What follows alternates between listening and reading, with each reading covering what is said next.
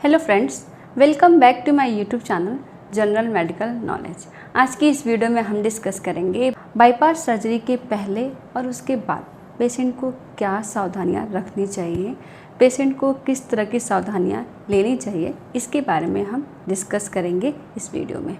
जैसे ही आपके हार्ट में कोई ब्लॉकेज है, इसके सिम्टम आते हैं, डॉक्टर के पास आप जाते हो और डॉक्टर आपका एंजियोग्राफी, इको और भी बहुत सारे टेस्ट करते हैं। एंजियोग्राफी के थ्रू यह पता लगाया जाता है कि ब्लॉकेज कितना सीवियर है, हार्ट के किस पोर्शन में ब्लॉकेज है, हार्ट के कोरोनरी आर्टरी के किस साइड में ब्लॉकेज है, लेफ़्ट कोरोनरी आर्टरी में ब्लॉकेज है, राइट कोरोनरी आर्टरी में ब्लॉकेज है, या फिर दोनों में ब्लॉकेज है, मल्टीपल ब्लॉकेज है, एक ब्लॉकेज है। इस सब के बारे में हम एंजियोग्राफी के थ्रू पता करते हैं। एंजियोग्राफी होने के बाद डॉक्टर आपको सलाह देते हैं कि आपकी बाईपास सर्जरी होनी है या फिर एंजियोप्लास्टी होनी है या फिर अदर कोई प्रोसीजर होना है जिसके थ्रू हम ब्लॉकेज को ट्रीट कर सकें। जब पेशेंट में सीवियर तरह का ब्लॉकेज होता है जिसको एंजियोप्लास्टी के थ्रू या फिर अदर इंटरवेंशन के थ्रू उसको ट्रीट नहीं किया जाता, देन बाईपास सर्जरी के लिए एडवाइस किया जाता है। बाईपास सर्जरी दो तरह से होते हैं।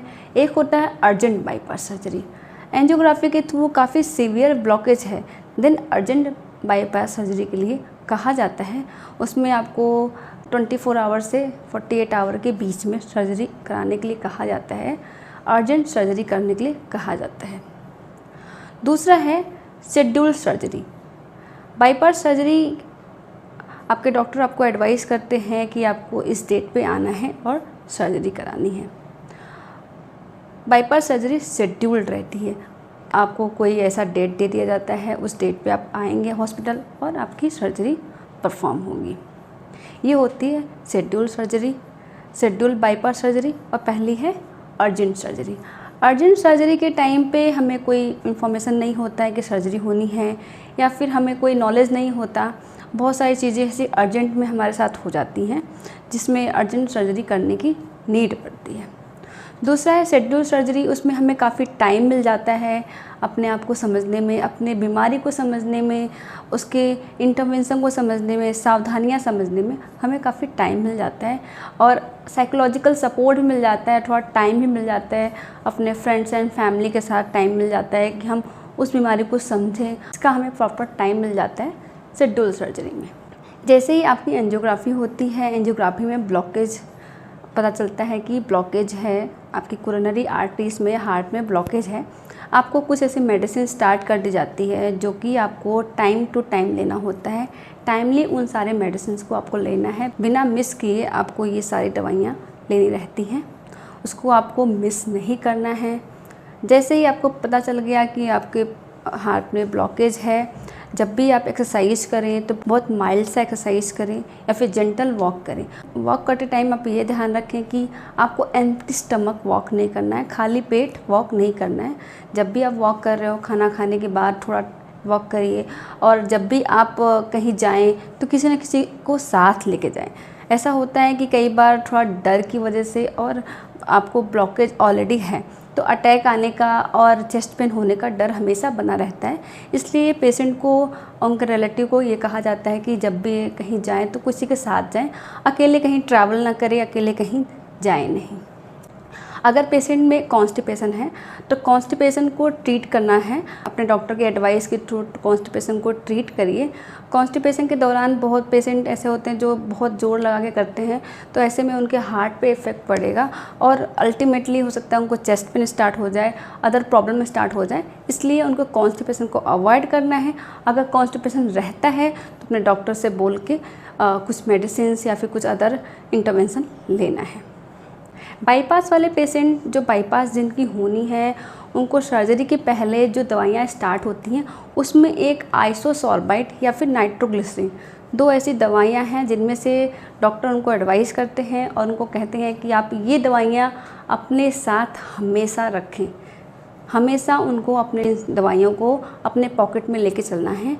जब भी उन्हें फील हो कि उनको चेस्ट में दर्द हो रहा है, पेन हो रहा है, सीने में दर्द हो रहा है, सीने में जकड़न हो रही है, तो उन दवा को अपने जीभ के नीचे रखना होता है जिससे उनको दर्द में निजात मिल सके और थोड़े टाइम बाद वो नॉर्मल फील कर सकें। ये दवाइयाँ बहुत ज़्यादा पॉकेट फ्रेंडली होती हैं, छोटी सी दवाइयाँ होती हैं, वो आपको हमेशा अपने पॉकेट में लेके चलना होता है। सर्जरी के पहले जब आपका ब्लॉकेज डायग्नोस होता है कि ब्लॉकेज है, तो उस टाइम पे आपके डॉक्टर कुछ दवाइयाँ स्टार्ट करते हैं जिसमें ब्लड थिनर भी होता है, खून पतला करने की दवाइयाँ भी होती हैं जिसमें है एस्प्रिन, क्लोपिडोग्रेल, टिकाग्रेल। ये सारी दवाइयाँ हैं जो पेशेंट में स्टार्ट की जाती हैं। इन दवाइयों को अपने से बंद नहीं करना है। जब आपके डॉक्टर आपको बोलते हैं कि सर्जरी के इतने दिन पहले इन दवाइयों को बंद कर देंगे, तो आपको उस टाइम पे उस दवा को बंद करना है। कई इंस्टीट्यूट में कहते हैं कि सर्जरी के पहले आपको ये दवाइयाँ बंद करके इंजेक्शन पे रखा जाएगा, तो आपको वो इंजेक्शन लेना होता है, हेपारिन इंजेक्शन लेना होता है। तो वो आपके डॉक्टर अगर आपको एडवाइस करते हैं तो आपको करना है, और अपने से बिना एडवाइस के इन दवाइयों को बंद नहीं करना है। ये दवाइयाँ काफ़ी लाइफ सेविंग होती हैं। जो आपके शरीर में ब्लॉकेज है वो तो है, लेकिन दूसरा जो ब्लॉकेज बनने से रोकती हैं, जो ब्लॉकेज बना हुआ है उसको सीवियर होने से रोकता है। तो ऐसे में दवाइयाँ आप बंद कर देते हैं तो आपको काफ़ी परेशानियाँ हो सकती हैं। इसलिए बिना एडवाइस के आप ये दवाइयाँ बिल्कुल भी बंद नहीं करें। ऐसे पेशेंट जिनको बीपी, शुगर इस सब की शिकायत है, बीपी और शुगर बढ़ा रहता है, तो सर्जरी के पहले उनको प्रॉपर टाइम मिला रहता है कि उनका बीपी और शुगर वो कंट्रोल कर सकें। ऐसे में अगर बीपी शुगर बहुत ज़्यादा है तो अपने एंडोकार्डियोलॉजिस्ट से, अपने कार्डियोलॉजिस्ट से मिलके अपने बीपी और शुगर को कम करने की कोशिश करें।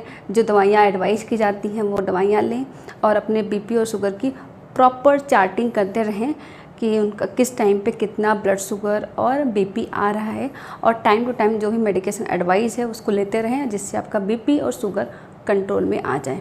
होता क्या है कि सर्जरी के बाद बीपी और शुगर दोनों अनकंट्रोल हो सकता है, इसलिए सर्जरी के पहले आपका बीपी और शुगर दोनों ही कंट्रोल होना चाहिए। कई पेशेंट में अगर शुगर सर्जरी के बाद बढ़ा होता है तो उनके वुंड में हील होने में दिक्कत होती है, वुंड प्रॉपर हील नहीं हो पाता, वुंड ओपन भी हो जाता है, या फिर बहुत सारे उसमें वुंड सोकेज भी आने लगते हैं ड्यू टू डायबिटीज़। और बीपी अगर बढ़ा हुआ है तो सर्जरी पोस्टपोन हो सकती है। सर्जरी आपकी उस टाइम पे नहीं होगी जिस टाइम में आपकी शेड्यूल की गई है, इसलिए आपका बीपी कंट्रोल होना बहुत ज़रूरी है। कई बार ऐसा होता है कि रिलेटिव अपने पेशेंट को नहीं बताते हैं कि नहीं आपको ये प्रॉब्लम है या फिर ये सर्जरी करानी पड़ सकती है, क्योंकि उन्हें डर होता है कि वो सर्जरी कराने से मना कर देंगे या फिर सर्जरी नहीं करवाएंगे। तो ये बहुत ज़रूरी है कि पेशेंट को पता हो कि उनके ऊपर क्या इंटरवेंशन करने वाले हैं, क्या सर्जरी करने वाले हैं, क्या प्रोसीजर करने वाले हैं। पेशेंट का जानना बहुत ज़रूरी है, क्योंकि सर्जरी के दौरान जो कंसेंट फॉर्म साइन होता है पेशेंट से भी साइन होता है। अगर पेशेंट को पता ही नहीं है और वो साइन करते हैं तो ये उनके आउटकम को लेके सही नहीं है। और कई बार ऐसा देखा जाता है कि पेशेंट का पॉजिटिव माइंडसेट भी पेशेंट की रिकवरी में काफ़ी हेल्प करता है।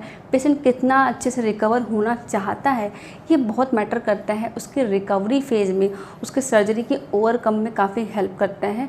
इसलिए पेशेंट चाहे मेल है या फीमेल, दोनों को ही बताना ज़रूरी है कि उनके साथ क्या सर्जरी होने वाली है, क्या प्रॉब्लम है। अगर आप इसको छुपा के रखते हैं तो ये एथिकली अच्छा नहीं है, एथिकली सही नहीं है, क्योंकि पेशेंट के ऊपर क्या प्रोसीजर होने वाला है यह पेशेंट को जानना ज़रूरी है। देखा जाए तो वो उसका हक है जानना। अगर आप उसको नहीं बताते हैं तो ये बिल्कुल भी सही नहीं है। उसको बताइए और पॉजिटिव चीज़ें बताइए सर्जरी के बारे में, सर्जरी के बाद की चीज़ों के बारे में पॉजिटिव चीज़ें बताइए, और उनको मोटिवेट करिए कि सर्जरी के बाद जो अभी समस्याएं चल रही हैं वो समस्याएं सर्जरी के बाद हो सकता है ठीक हो जाएंगी। मैक्सिमम केसेस में ऐसा चीज़ें ठीक हो जाता है।